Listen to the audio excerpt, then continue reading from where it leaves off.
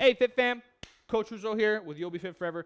This is our weekly health advice. Now, I'm actually going to be teaching an exercise you probably know. It's called plank, okay? Plank is a core exercise.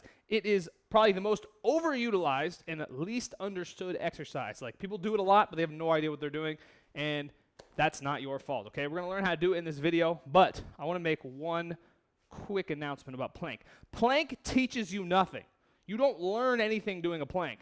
Yeah, you get a stronger core, but it doesn't teach you how to use your core, okay? There is no replacement for what's called integration, meaning learning how to use your core in all of your movements, right? Core-centered movement. A plank doesn't teach you anything, right? It teaches you quite literally nothing. But let's learn how to do it correctly, which will give us the best chance, and at the end, I'll give you guys a little special bonus on how to use it, okay?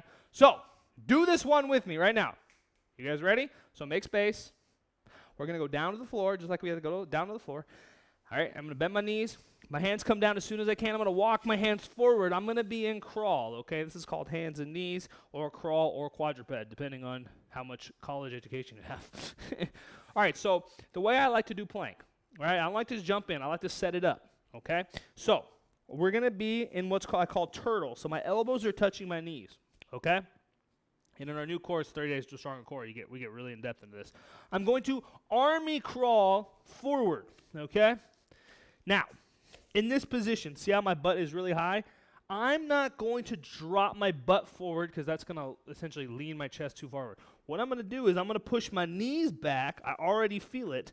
Now I have a nice degree of separation between my elbows and knees. I'm going to, look, I'm not pushing my hips down. I'm tucking my hips underneath.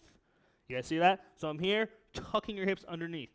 The most common mistake in plank is just dropping in right here. I'm looking forward. I feel this literally all on my lower back. So I'm going to be here.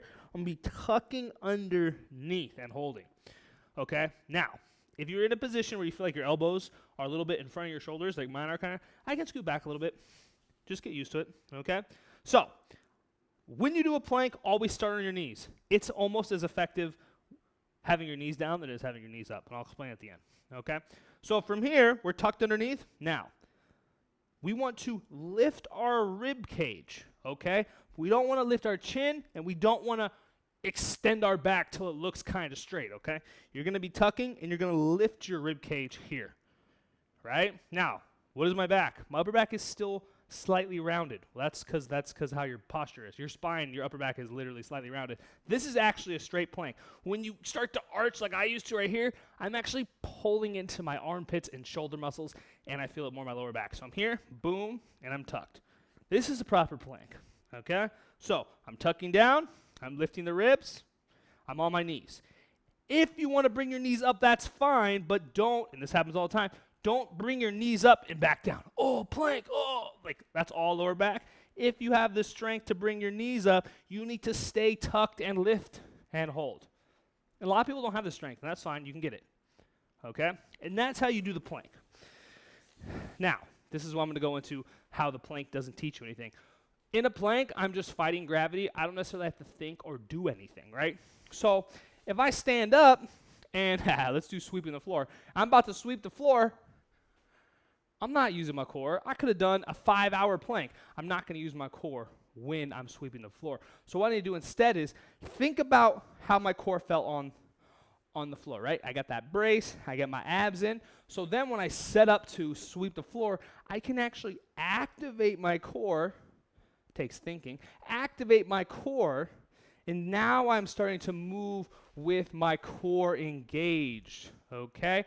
That is the key, folks, is sure, plank all you want, but if you don't learn how to integrate and activate your core while you move, which I teach all the time, by the way, then it's not pointless, but it's almost pointless, okay?